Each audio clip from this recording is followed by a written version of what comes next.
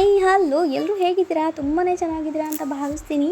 ನಾನು ನಿಮ್ಮ ಪ್ರೀತಿಯ ರಚಿತಾ ಮಾತಾಡ್ತಾ ಇರೋದು. Welcome to my vlog. ಇವತ್ತಿನ ದಿನ ನಾನು ರೆಡಿ ಆಗ್ತಾ ಇರೋದು ಸಾಸ್ಲಿಗೆ. ಸೊ ಸಾಸ್ಲಲ್ಲಿ ಏನು ವಿಶೇಷ ಅಂತ ಕೇಳ್ತಾ ಇದ್ದೀರಾ? ಸಾಸ್ಲಲ್ಲಿ ದೊಡ್ಡ ಜಾತ್ರೆ ನಡೀತಾ ಇದೆ. ಸೊ 20 ವರ್ಷಕ್ಕೊಂದ್ಸಲಿ ನಡೆದಿರೋಂಥ ಈ ಜಾತ್ರೆ ನೋಡೋದಕ್ಕೋಸ್ಕರ ಹೋಗ್ತಾ ಇದ್ದೀನಿ. ಅದಕ್ಕೆ ರೆಡಿ ಆಗ್ತಾ ಇದ್ದೀನಲ್ಲ, ಸೊ ಆ ರೆಡಿ ಆಗೋದನ್ನು ನಿಮ್ಮ ಮುಂದೆ ತೋರಿಸೋಣ ಅಂತ ಹೇಳಿ ಬಂದಿದ್ದೀನಿ. ಓಕೆ, ಈ ರೀತಿ ನಾನು ರೆಡಿಯಾಗಿದ್ದೀನಿ. ಇದು ಔಟ್ಲುಕ್ ಹೇಗೆ ಬರುತ್ತೆ ಅಂತ ನೀವೇ ನೋಡಿ ಆಯಿತಾ. ಇಲ್ಲಿ ದೇವ್ರ ದರ್ಶನ ಮಾಡಿದ್ರೆ ಸೂಪರಾಗಿರುತ್ತೆ ಗೊತ್ತಾ. ಅಷ್ಟು ಚೆಂದ ಇರುತ್ತೆ ದೇವರು, ಮತ್ತು ತುಂಬಾ ಶಕ್ತಿವಂತರು ಕೂಡ. ಇಲ್ಲಿ ಯಾರ್ಯಾರು ಎಲ್ಲೆಲ್ಲಿ ಕೂತ್ಕೊಂಡಿದ್ದೀರೋ ಅಲ್ಲಿಂದನೇ ದೇವ್ರ ದರ್ಶನ ಮಾಡ್ಕೊಂಡು ಅಲ್ಲಿಂದನೇ ನಮಸ್ಕಾರ ಮಾಡಿಬಿಡಿ. ಯಾಕೆಂದರೆ ತುಂಬ ಪವರ್ಫುಲ್ ದೇವರು. 20 ವರ್ಷಕ್ಕೊಂದ್ಸಲಿ ನಡೀತಿದೆ ಅಂತಂದರೆ ದೇವ್ರ ಅಪ್ಪಣೆ ಕೊಟ್ಟಿಲ್ಲ ಈ ಜಾತ್ರೆ ಮಾಡೋದಕ್ಕೆ. 20 ವರ್ಷ ಆದಮೇಲೆ ಈ ಅಪ್ಪಣೆ ಕೊಟ್ಟಿರೋದು ಜಾತ್ರೆ ಮಾಡಿ ಅಂತ. ಸೊ ಹಾಗಾಗಿ ತುಂಬ ಜನ ಕೂಡ ಸೇರ್ತಾ ಇದ್ದಾರೆ. ಓಕೆ, ನಾನಿಲ್ಲಿ ಈ ರೀತಿ ರೆಡಿ ಆಗ್ತಾಯಿದ್ದೀನಿ. ನನಗೆ ಹೇಗೆ ಇಷ್ಟ ಬರುತ್ತೆ, ನನಗೆ ಯಾವ ರೀತಿ ಲುಕ್ಕನ್ನ ಕ್ರಿಯೇಟ್ ಮಾಡಬೇಕು ಅಂತ ಅನಿಸುತ್ತೆ ಆ ರೀತಿ ನಾನು ರೆಡಿ ಆಗ್ತಾಯಿದ್ದೀನಿ. ಸಿಂಪಲ್ಲಾಗಿ ಒಂದು ಮಾಯ್ಶ್ಚರೈಸರ್ ಹಚ್ಕೊಂಡು ಲಿಪ್ಸ್ಟಿಕ್ ಹಾಕ್ಕೊಂಡ್ರು ಸಾಕು, ಮತ್ತು ಲಿಪ್ಸ್ಟಿಕ್ ಹಾಕ್ಕೊಂಡು ಸ್ವಲ್ಪ ಕಾಜಲ್ ಅಪ್ಲೈ ಮಾಡಿದರೂ ಸಾಕು, ಸೂಪರಾಗಿ ಕಾಣ್ಬೋದು. ಬಿಕಾಸ್ ಕಣ್ಣಲ್ಲಿ ಮತ್ತು ಲಿಪ್ಸ್ಗೆ ಅಟ್ರಾಕ್ಟಿವ್ ಆಗಿ ಕಾಣಬೇಕು ಅಂದರೆ ಲಿಪ್ಸ್ಟಿಕ್ ಹಾಕಬೇಕು. ಲಿಪ್ಸ್ಟಿಕ್, ಕಣ್ಣಿಗೆ ಕಾಜಲ್ ಹಾಕಬೇಕು, ಆವಾಗಲೇ ನೋಡಿ ಅಟ್ರಾಕ್ಟಿವ್ ಆಗಿ ಕಾಣೋಕ್ಕಾಗೋದು. ಓಕೆ, ಅದಾದಮೇಲೆ ಇಲ್ಲಿ ನಾನು ಲಿಪ್ ಬಾಮ್ ಹಾಕಿದ ಮೇಲೆ ಈ ಲಿಪ್ಸ್ಟಿಕ್ನ ಅಪ್ಲೈ ಮಾಡ್ತಾಯಿದ್ದೀನಿ. ಅದಾದಮೇಲೆ ಲಿಪ್ ಶೈನರ್ ಅಪ್ಲೈ ಮಾಡಿದ್ರೆ ಶೈನಿಂಗ್ ಆಗಿ ತುಂಬ ಚೆನ್ನಾಗಿರುತ್ತೆ.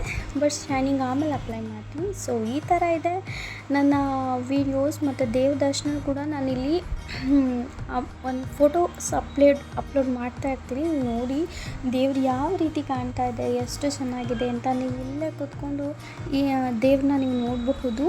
ಮತ್ತು ದೇವರಿಗೆ ಒಂದು ನಮಸ್ಕಾರ ಕೂಡ ಹಾಕಬಹುದು. ಇಲ್ಲಿ ನಾನು ಡ್ರೆಸ್ ಹಾಕ್ಕೊಂಡು ಹೋಗಲ್ಲ, ಸೀರೆ ಉಟ್ಕೊಂಡು ಹೋಗಲ್ಲ ಅಂತ ಯೋಚನೆ ಮಾಡ್ತಾ ಇದ್ದೆ. ಆಮೇಲೆ ನನಗೆ ಯಾಕೋ ಸೀರೆ ಉಟ್ಕೋಬೇಕು ಅಂತ ಅನ್ನಿಸ್ತು. ಈ ಒಂದು ಸೀರೆ 12 ವರ್ಷದ, ಅಂದರೆ ನನ್ನ ಮದುವೆ ಆಗಿ 12 ವರ್ಷ ಆಗಿದೆ. ಸೊ ಈ ಒಂದು ಸೀರೆ ಹೇಗಿದೆ ಅಂತ ನೀವೇ ಹೇಳಿ. ಸೂಪರಾಗಿದೆ, ಏಕೆಂದರೆ ನಾನು ಜಾಸ್ತಿ ಹುಟ್ಟಿಲ್ಲ ಅಲ್ವಾ. ಸೊ ಹಾಗಾಗಿ ಹೇಗಿರುತ್ತೋ ಹಾಗೇ ಇದೆ ಸೀರೆ. ಸೊ ಸಾರಿ ಹಾಕೋಬೇಕು ಅಂತ ಅನ್ನಿಸ್ತು. ಸಾರಿ ಹಾಕ್ಕೊಂಡ್ಮೇಲೆ ಈ ರೀತಿ ಲುಕ್ಕು ಕ್ರಿಯೇಟ್ ಆಯಿತು. ಸೊ ಹೇಗೆ ಕಾಣಿಸ್ತಾ ಇದ್ದೀನಿ ಅಂತ ಕಮೆಂಟ್ ಮೂಲಕ ಹೇಳಿ ಆಯಿತಾ. ಸೂಪರಾಗಿ ಕಾಣಿಸ್ತಾ ಇದ್ದೀನಿ ಅಂತ ಅನ್ಕೋತೀನಿ, ಅದು ನಂಗೆ ಗೊತ್ತಿಲ್ಲ, ಕಮೆಂಟ್ ಮೂಲಕ ತಿಳಿಸಿ.